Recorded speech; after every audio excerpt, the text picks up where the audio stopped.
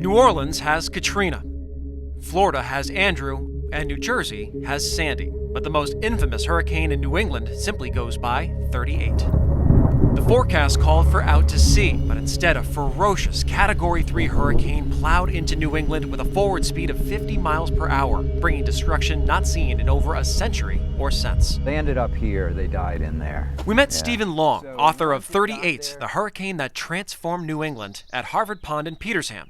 The logs here are the same that fell that September day, a graveyard for the vast forest brought down in the blink of a hurricane's eye. Natural mortality in a year might be 1%. Well, this was 5% in one afternoon. So 5% of the forest throughout New England went down. Signs of the storm still linger in these woods. Pits and mounds, easily missed, are all markers of white pine knocked over by 100-mile-per-hour winds. Look, if you get down like this, you just see, it's just boom, boom, boom, boom, boom, They're boom, all, boom. it's like moguls, and they're all it's oriented moguls, the same yeah. way. 38 brought down an estimated 600,000 acres, roughly the equivalent of the White Mountain National Forest, in just a few hours.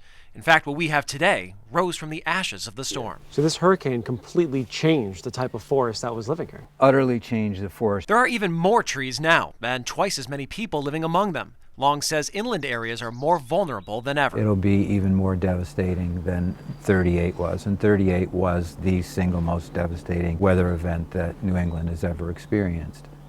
This will be worse. To the south, it's water on the minds of most. This is, as they say, the forefront. This is where it all starts right here, and then it flows around into Buzzards Bay and the canal. Mike Travers of Travers Landscape Construction has spent decades battling the ocean. As a builder and a resident, he's seen our defenses weaken over time. I've seen 300 feet in the last 30 years from Sankaty Head to the old Navy base just disappear into the ocean. Geography plays a role here. Inlets and harbors abound on the south coast, vulnerable areas where the ocean can pile up. During 38, 20 feet of storm surge rushed in. Storm surge is a very difficult topic to visualize, to think about it coming into a neighborhood. So let's say we're in neighborhood X and we're at elevation 15 feet.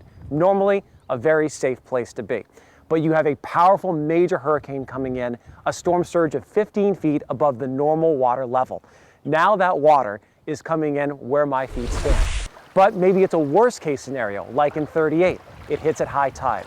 We add 2 more feet on top of that storm surge, and 2 feet makes a big difference. We're up to 17. But it's not a static environment. It's a hurricane. Winds are gusting over 100 miles per hour, and so now we have wave action on top of that high water, and we end up with very destructive force. While surge is the deadliest and most destructive element of a hurricane like 38, some things have changed over time. A lot of the windows here now are bulletproof. They're called bulletproof. So it's a high velocity zone. Travers says special shingles, hurricane bracing, and far stricter building codes are now part of any home improvement or construction.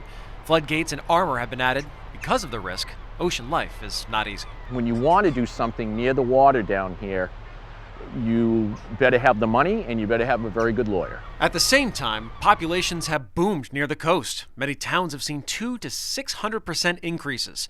There are more people to evacuate, more homes to destroy, more potential losses. Much lesser storms than 38, like Bob, have brought water into neighborhoods, over railroad tracks, and licked at the doors of Mass Maritime. It's only a matter of time before the big one returns and brings far worse. But Travers says for most here, love for the water will always outweigh the risk. They put up with it, and they put up with putting on new roofs and new siding and the restorations, and you just can't pull it out of your soul.